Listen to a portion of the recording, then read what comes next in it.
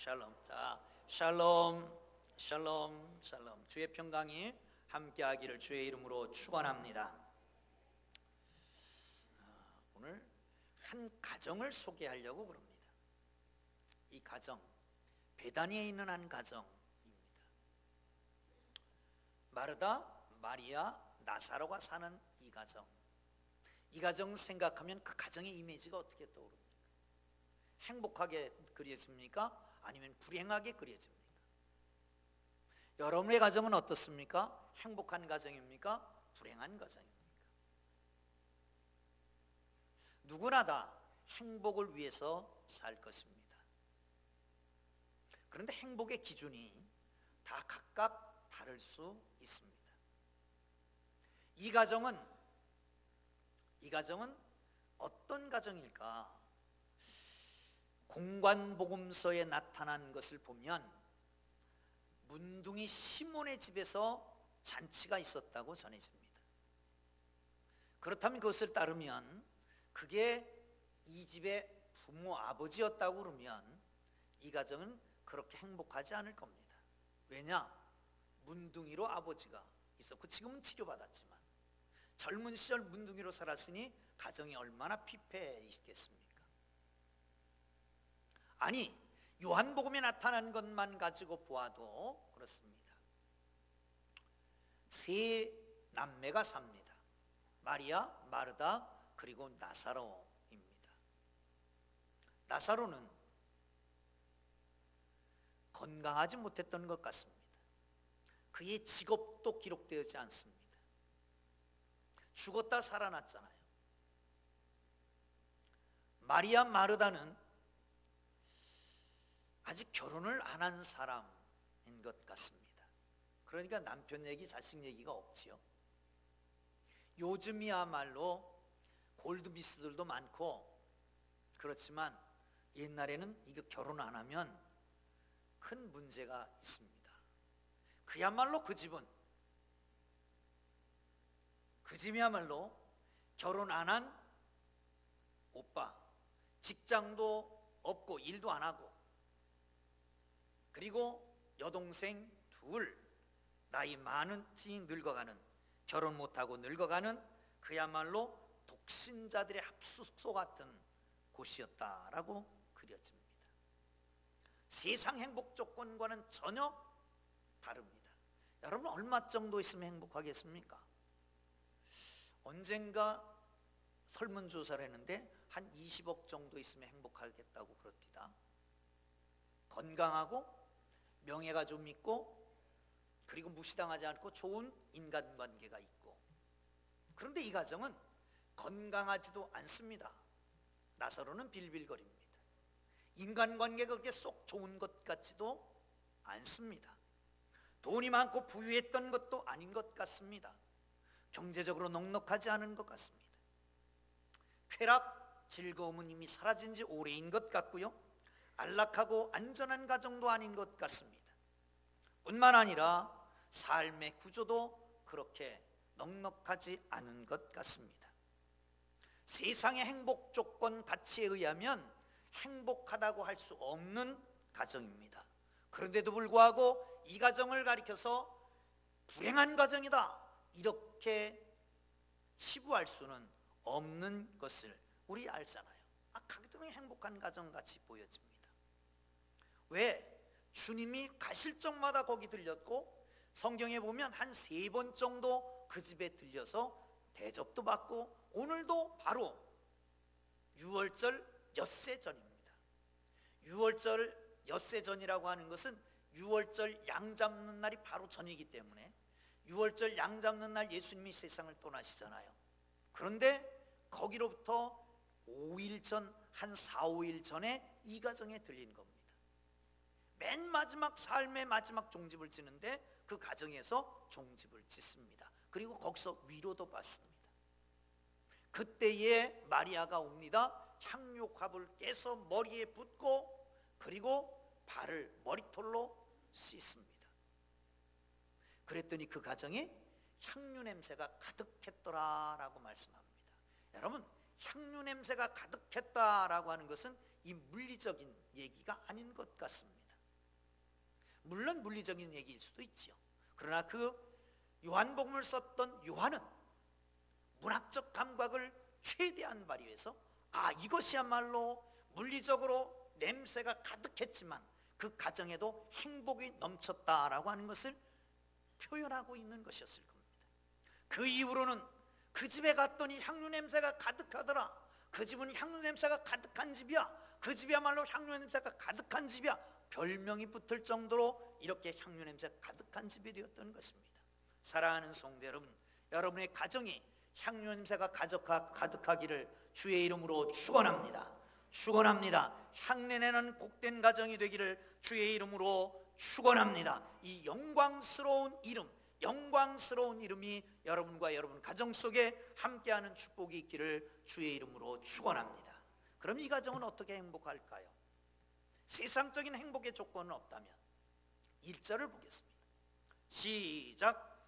요한복음 12장 1절입니다. 시작.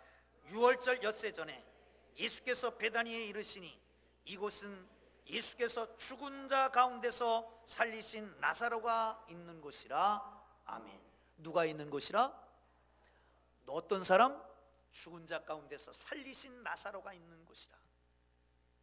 요한복음 11장에 보면 죽은 지 나흘이 됐습니다. 냄새가 펄펄 납니다. 그런데 예수님께서 그에게 가셨습니다. 그리고 나사로야 나오라 그랬더니 배로 몸을 동동동동 동인 채로 나왔더라라고 말씀합니다. 죽었다가 살아난 나사로가 있는 집, 그걸 가리켜서 다른 말로 하면 간증이 있는 집, 그렇게 말할 수 있을 것입니다. 간증은 뭘까요? 간증이 많아지기를 주의 이름으로 축원합니다. 아멘. 하나님의 은혜, 하나님의 사랑, 하나님의 축복이 넘치는 것, 그걸 표현할 때 가리켜서 간증한다라고 말합니다. 다시 말하면 하나님과 아름다운 이야기, 아름다운 스토리가 있는 것이, 우리가 찬양을 합니다. 288장 후렴에 보면 이런 구절이 있습니다. 이것이 나의 찬송이요 이것이 나의 간증이라. 좀 바뀌었습니다. 간증이 먼저입니다. 이것이 나의 간증이요 이것이 나의 찬송이라. 이것이 나의 간증이요, This is my story, 이렇게 되어 있습니다. 나의 이야기. 누구와 얘기할 때 가장 먼저 나오는 얘기, 서슴지 않고 나오는 얘기, 자랑스러운 얘기, 복된 얘기, 은혜 받은 얘기, 하나님과 아주 신비한 가운데 접해 있었던 그 얘기들, 이게 간증입니다. 사랑하는 성도 여러분, 이런 간증이 여러분 속에 많이 나타나기를 주의 이름으로 축원합니다. 축원합니다.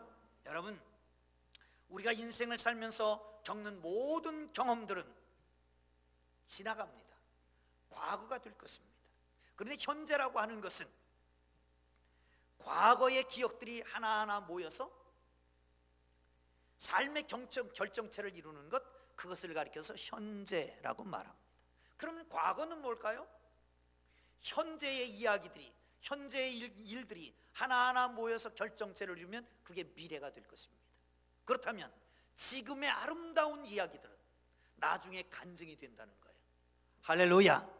사랑하는 성도 여러분, 이런 간증이 많아지기를 주의 이름으로 축원합니다.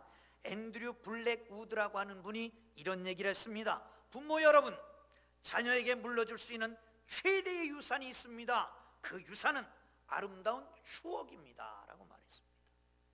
우리가 물려줄 최대의 유산은 뭐다? 아름다운 추억이다.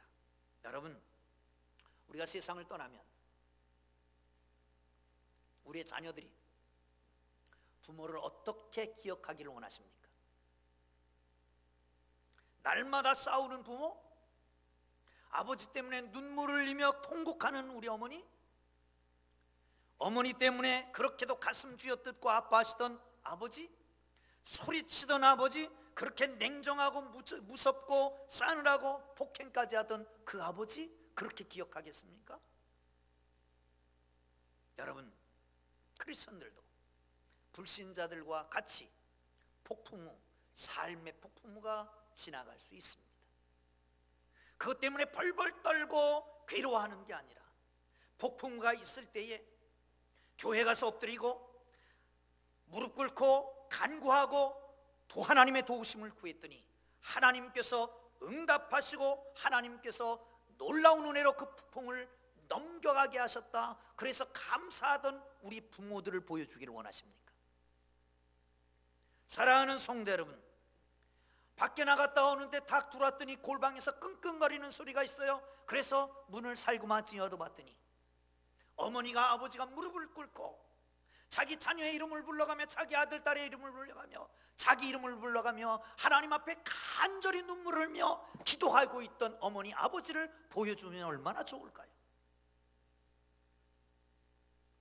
사랑하는 성도 여러분, 이 가정에는 간증이 있었습니다. 그 가정의 최대의 인생 폭풍우는 그렇게 믿었던, 그렇게 사랑했던, 소망을 가지고 있던 그 집에 하나밖에 없는 오라비가 죽은 것이었을 겁니다. 그런데 주님이 찾아오셨습니다. 그리고 그를 살려내셨습니다. 이것보다 더 큰 간증이 어디 있겠습니까? 사랑하는 성도 여러분, 이런 간증이 여러분 속에 있기를 주의 이름으로 축원합니다. 할렐루야! 아멘 한 분에게만 간증이 많아지기를 바랍니다. 그리고 또 그렇다고 또 아멘 하면 어떡하겠어요? 아멘 안 한 분도 간증이 많아지기 바랍니다. 할렐루야! 그런데 여러분, 죽었다 살아났다 우리와 관계가 없다고 생각하십니까? 예수님이 나사로의 무덤 가운 앞에서 이렇게 말씀하십니다. 나는 부활이요 생명이니 나를 믿는 자는 죽어도 살겠고 살아서 나를 믿는 자는 영원히 죽지 아니하리라. 할렐루야! 여러분, 살아서 믿음으로 영원히 죽지 말기를 주의 이름으로 축원합니다. 2030년이 되면 평균 수명이 130이 된답니다. 여러분, 2030년까지 사실 수 있는 분들이 있죠. 그러면 그때부터는 130년을 살 겁니다. 좋아하는 분도 있지만 징그러워하는 분도 있을 것 같아. 그냥 알맞게 살다 가면 좋은데, 그런데 중요한 것은 이 땅에서 영생을 누리며 살다가 저 하나님 나라 가는 게 영생이지 죽은 다음에 영생이 있는 게 아닙니다. 영생은 곧 뭐다? 나를 보내신 하나님과 그 아들 예수를 믿는 것이 영생이라는 거예요. 우리가 기도할 때 종종 우리 교회는 그렇게 기도하는 분이 없는데 이렇게 기도하는 분이 있습니다. 죄로 말미암아 죽을 수밖에 없었던 저희를 살리셨다. 성경에 어디 그게 있습니까? 성경은 죽을 수밖에 없었다고 그러지 않습니다. 허물과 죄로 죽었던 너희를 살리셨도다. 허물과 죄로 죽었던 너희를 살리셨도다. 이 죽음이라고 하는 것은 영생은 곧 하나님과 그가 보내신 자 예수 그리스도를 아는 것인데, 하나님도 모르고 예수 그리스도 모르는 사람을 가리켜서 죽어 있다고 말합니다. 하나님과 관계가 없습니다. 사단의 종입니다. 마귀의 종입니다. 귀신의 종입니다. 죄의 종으로 살아가는 것입니다. 그러다가 어느 날 예수를 알았습니다. 예수를 영접했습니다. 우리 속에 있던 사탄이 물러가고 우리를 주님이 다스리십니다. 그걸 가리켜서 우리는 거듭났다, 새로워졌다, 하나님의 사람이 되었다 라고 말하는 겁니다. 할렐루야! 그것을 영적 부흥이라고 말합니다. 영적 부흥이 일어나기를 주의 이름으로 축원합니다. 예수 믿게 되면, 예수님이 우리 속에 오면 변화가 일어나는 겁니다. 어느 날 남편도 변하고 아내도 변하고 아들 딸도 변하고 변화가 일어나는 거예요. 성령이 우리 속에 임하시면 성령의 권능으로 말미암아 우리 속에 있는 사탄의 세력이 물러갑니다. 외부에서 어떻게 능력으로 벗어나는 게 아니라 우리 속에 있는 것이 우리 속에 있는 거예요. 그러면 하나님의 자녀가 돼요. 하나님의 백성이에요. 하나님 왕 같은 제사장이요 거룩한 나라요 하나님의 소유된 백성이 되는 겁니다. 할렐루야! 이런 축복된 영생을 얻는 구원받은 백성들이 되기를 주의 이름으로 축원합니다. 주 예수를 믿으라. 그리하면 너와 네 집이 구원을 얻으리라. 할렐루야! 할렐루야! 그래요. 그래서 주위에 많은 사람들이 저 집은 변화된 집이야. 저 집은 새로워졌어. 옛날 그 집이 아니야. 옛날 그 사람이 아니야. 옛날과 달라. 이런 역사가 일어나는 놀라운 은혜가 여러분 속에 있기를 주의 이름으로 축원합니다. 할렐루야. 자, 2절 보겠습니다. 시작.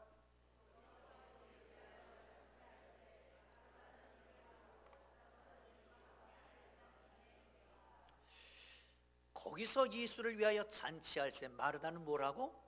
일을 하고. 마르다는 일하는 사람이에요. 그죠?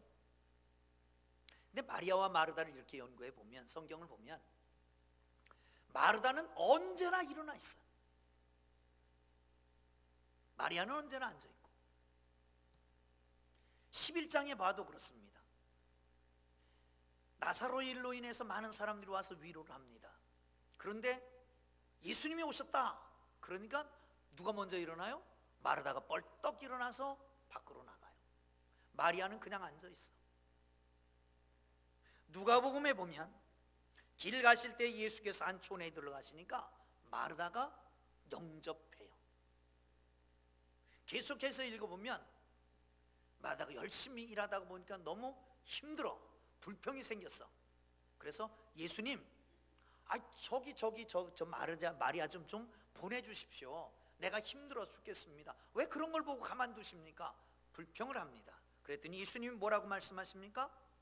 예수께서 대답하여 이르시되 마르다야 마르다야, 네가 많은 일로 염려하고 근심하니 몇 가지만 하든지 혹 한 가지만이라도 족하니라. 마리아는 그 좋은 편을 택했으니 빼앗기지 아니하리라 하시니라. 핀잔 듣는 거예요. 불평하다가 핀잔 듣는 거예요. 그러면 우리 같으면 뭐 어떻게 해요? 에이 그리고 다시 하나 봐라. 그리고 다 놓고 그냥 일어나서 가버릴 수도 있어요. 그런데 이상하게 이 사람은 핀잔 듣고 나도 똑같은 일을 계속해. 그 다음에 불평하지 않아. 그 다음에 전혀 불평이 없어요. 사랑하는 성도 여러분, 교회 일하다가 욕먹으면 어떻습니까? 내가 뭐 돈 받고 일하냐, 뭐 여기 아니면 없냐, 떠나든지 아니면 손을 놓고 아무것도 안 하든지 그러잖아요. 그런 면에서 마르다는 정말 칭찬받아야 될 사람이다. 우리 교회 집사님, 권사님, 장로님들 같다. 누구 같다? 왜 대답을 안 하시나? 속시 캥겨서?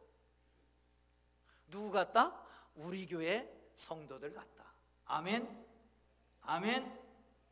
이거 아멘 소리가 작아지는 거 보니까 큰일이네. 다시 한번. 우리 교회 뭐 같다? 우리 교회 성도들 같다. 주여, 아멘 안 하는 사람은 왜 아멘은 안 하실까? 다시 뭐라고 핀잔만 해봐라. 다시 일하나 봐라. 그래서 그러십니까? 사랑하는 성도 여러분, 그렇습니다. 그 말씀을 듣고 아마 봉사의 중요성을 알았을 겁니다. 그것은 태도, 마음가짐이 달라야 된다는 것이었을 겁니다. 주님 위해서 계속 섬기고 계속 봉사하고 계속 일하는 마르아의 향기는 아무래도 엄청 복되고 아름답고 세상에 빛나는 향기가 아닐까 하는 생각을 합니다. 여러분, 나중에라도 이 마르다가 그 사건을 생각하면 얼마나 뿌듯했을까. 왜? 5일 있으면 십자가 지셔요. 수많은 가정들 가운데 그 집에 가서 마지막 진지를 들고 가신 거예요. 내가 그 주님이 가시는 길 마지막 진지를 해올렸다 라고 생각하면 얼마나 뿌듯하고 감사하겠습니까? 사랑하는 성도 여러분, 봉사는 받는 기쁨과 주는 기쁨이 천지차이입니다.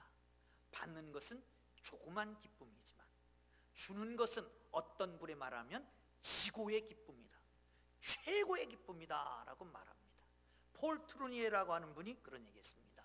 부모 여러분, 여러분의 자녀에게 가르쳐야 할 모든 것 가운데 특별히 봉사를 가르치십시오.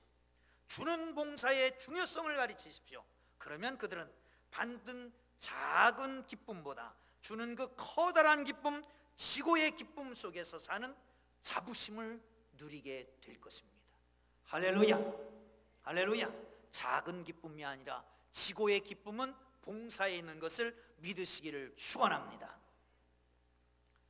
1895년 6월 방이 붙었습니다. 콜레라는 세균에 의해 발병됩니다. 균은 우리 몸에 들어오면 수가 급격히 증가해 병을 일으킵니다. 병에 걸리지 않으려면 음식을 반드시 끓여 드시고 그 음식이 감염되기 전에 잡수셔야 합니다. 갓 끓인 숭늉을 마셔야 합니다. 찬물을 마실 때도 끓여서 깨끗한 병에 넣어두어야 합니다. 식사 전 반드시 손과 입안을 깨끗하게 씻으십시오. 이를 준수하면 콜레라에 걸리지 않을 것입니다. 이것은 의료 선교사였던 올리버 에비슨이라고 하는 분이 황제에게 올려서 그것이 전 국가의 방으로 붙었던 것입니다. 그 결과 1895년 6월에 창궐했던 이 콜레라로 말미암아서는 치사율이 80-90%, 10명 중에 한두 명만 살았답니다. 그런데 이 방이 붙고 난 다음에 치사율이 40%로 죽어서 10명 중에 6명은 살을 수 있었다라고 전해집니다.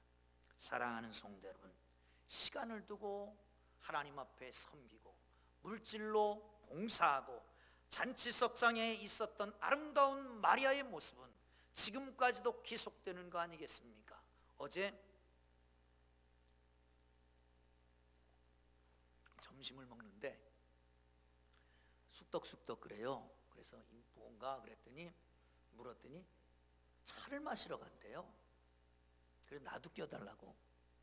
그래서 여기 옆에 그 오일 프레스 있잖아요. 오일 프레스.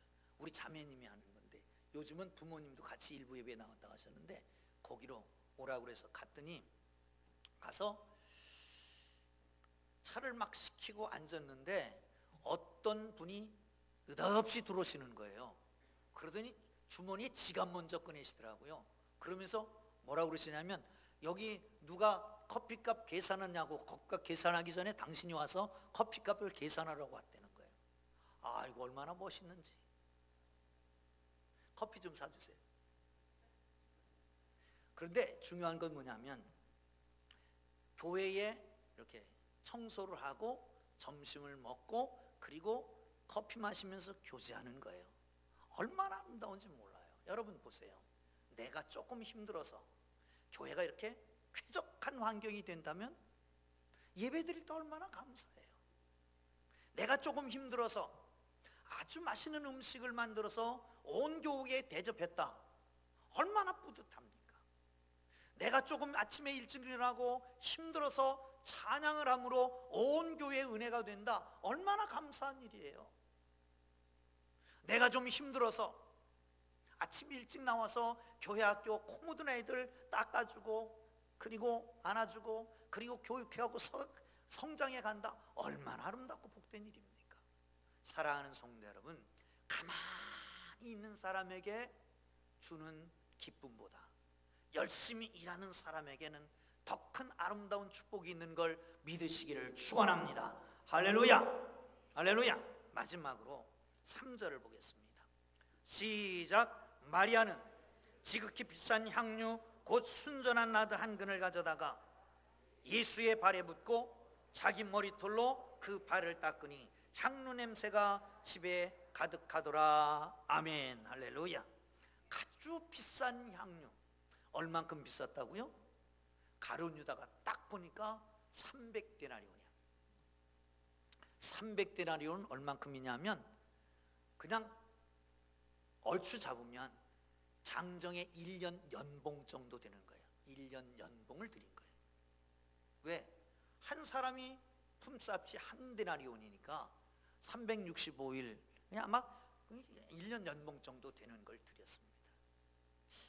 그리고 성경에 보면 순전한 나드라고 말합니다. 나드라고 하는 것은 인도산이라고 전해지는데 아주 깊은 산에서 채취한 것 때문에 아주 귀한 것이라고 말합니다. 그런데 순전하다고 말합니다. 순전하다라고 하는 것은 썩지를 않았다는 얘기예요. 대전에 있을 때 김박영 집사라고 하는 분이 프랑스에서 오래 있다가 왔습니다. 항공우주연구소에서 있다가 왔는데 그 친구가 그런 얘기를 하더라고요. 여러분 제일 좋은 향수가 샤넬 5라면서요. 샤넬 9 그렇다면서요. 그런데 두 개를 각각 바르면 아주 매력적인 냄새가 나는데 두 개를 섞어서 바르면 전혀 매력이 없는 냄새가 난다는 거예요. 아무리 좋은 것도. 순전한 나드라고 하는 건 하나도 썩지 않은 것을 드린 거예요. 그리고 목을 깨서 드렸습니다. 여러분, 옥합을 깼다라고 하는 것은 이집트의 알라바스트론이라고 하는 지역에서 나는 돌로 깎아 만든 거라고 그럽니다. 호리병 같이 생겼고 여기에 향유를 담는데 여러분 향유를 부을 때 그냥 향유는 냄새만 조금 나면 되는 거예요. 근데 어떤 사람은 막 향수독에 빠졌다 나온 사람 같이 그렇게 하고 다니는 사람도 있어. 그렇게 할 필요가 없는데 대부분 그런 사람들은 우리 교회는 없으니까 얘기하는데 그런 사람 어떤데 그런데 근무하는 사람들이 대부분 그래요. 대부분 조금만 찍는 거잖아요.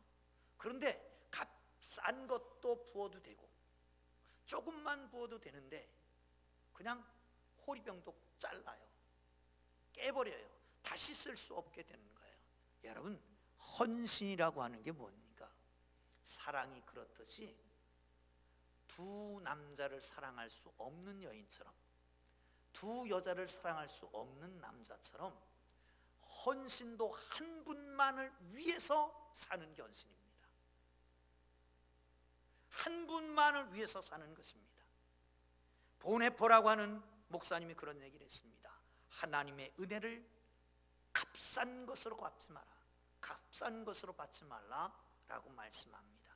사랑하는 성도 여러분, 순전한 헌신이 여러분 속에 있기를 주님의 이름으로 축원합니다. 할렐루야. 그런가 하면 머리털로 씻습니다. 몸 가운데 가장 위에 있는 게 머리잖아요. 나시린의 법 가운데는 머리에 삭도를 대지 않으며 라고 하는 법도 있습니다. 그만큼 중요합니다. 여인의 머리도 중요해서 마치 멸류관이라고 생각해서 이스라엘 사람들은 이걸 자르지는 않았습니다. 그렇게 멸류관 같이 가장 고귀한 것을 가지고 예수님의 발을 닦습니다. 온전한 헌신을 얘기합니다.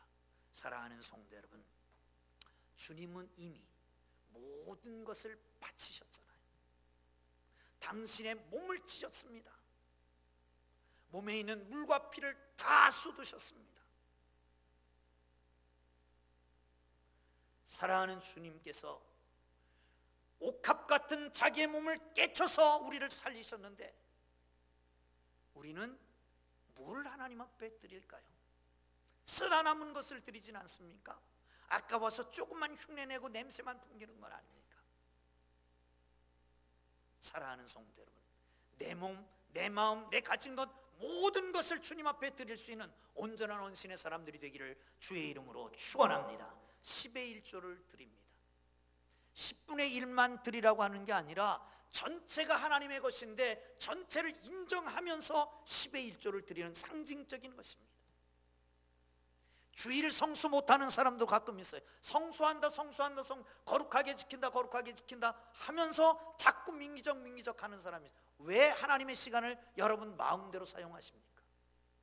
하나님의 시간은 하나님의 것인데 여러분 월화수목금토일 모두가 하나님의 날인데 그 중에 하나를 당신적으로 드리는 거예요. 그날만이라도 거룩하게 지키라는 것이요. 주님은 모든 것을 다 드렸는데 우리는 얼만큼 하나님 앞에 드리고 있습니까? 여러분 행복하기를 원하십니까? 행복은 해피라고 하는 단어를 씁니다. 해픈에서 왔다고 하는 거죠. 우연히 온 겁니다. 마치 라스베가스 가든지 강원랜드 가서 한번 땡겼는데 쫙 쏟아지는 거예요. 복권을 사는데 복권이 왕창 1등이 당첨돼. 이런 행운, 그것을 가리켜서 세상에선 행복이라고 말합니다. 그런데 성경에는 그런 행복이라는 단어가 나오질 않습니다. 축복이라고 하는 단어가 나옵니다. 축복은 블레싱이잖아요. 블레싱은 블라드라고 하는 것에서 왔습니다. 피의 제사입니다. 헌신이 있어야 되는 겁니다. 하나님께서 우리를 행복하게 하시려고 당신의 피를 쏟으셨습니다. 우리는 그 피의 은혜로 말미암아 구원받아 하나님의 거룩한 백성이 되었습니다.